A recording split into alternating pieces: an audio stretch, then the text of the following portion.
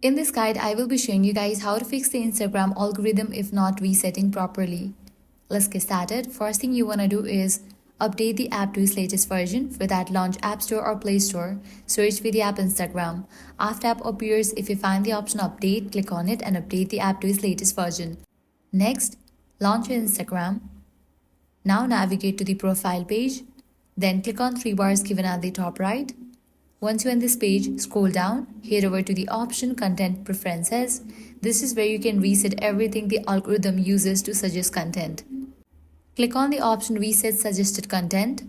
This will reset your Explore page, search page, and overall recommended content. After doing this, simply tap the magnifying glass icon at the bottom to open the Explore page, pull down to refresh, and you will see the newly reset algorithm take effect. And that's it. If this guide helped you out, do not forget to like, share, and subscribe. Thanks for watching.